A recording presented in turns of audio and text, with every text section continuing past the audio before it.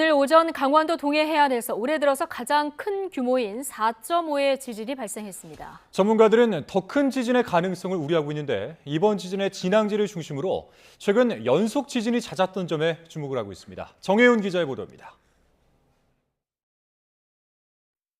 동해에서 발생한 규모 4.5의 지진은 올해 발생한 지진 중 가장 큰 규모의 지진입니다.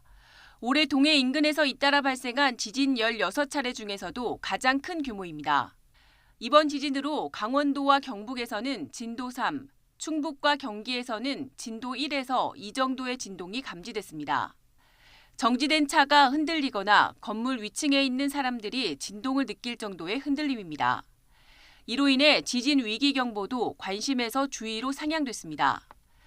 특히 이번 지진이 발생한 진앙 주변은 최근 지진이 연속적으로 발생한 곳으로 진앙 주변 5km 이내 지역에서 지난 4월 이후 규모 2 이상의 지진이 무려 13차례나 발생했습니다. 특히 지난 4월 25일 규모 3.5 지진 이후 지난 일요일 오전에도 규모 3.1의 지진이 발생했습니다. 4.5의 본진 전 수차례의 전진이 발생한 셈입니다.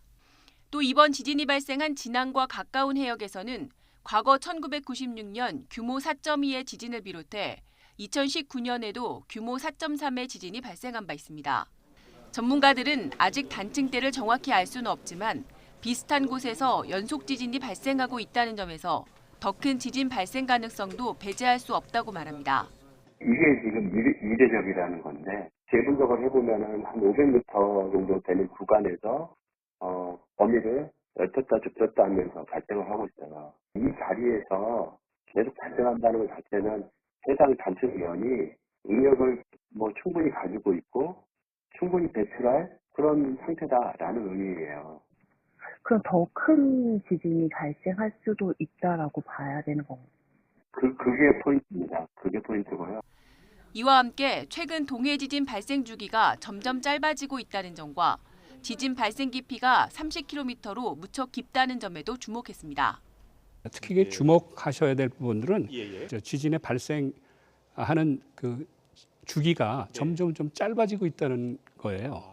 그다음에 특히 우리나라 지진들은 대부분 그 지진이 발생하는 진원이라고 하죠. 그죠? 진원의 깊이가 10에서 15km 정도에 해당되는 게 일반적인데 이번에는 32km 지점에서 좀 깊은 곳에서 굉장히 깊죠. 기상청은 이번 지진으로 인한 피해는 없었지만 해역에서 군발적으로 지진이 발생하고 있는 점, 또 과거 동해에서 규모 4 이상의 지진이 같은 단층대에서 발생했을 것으로 추정되고 있다는 점에서 지속적인 추가 분석이 필요할 것으로 내다봤습니다.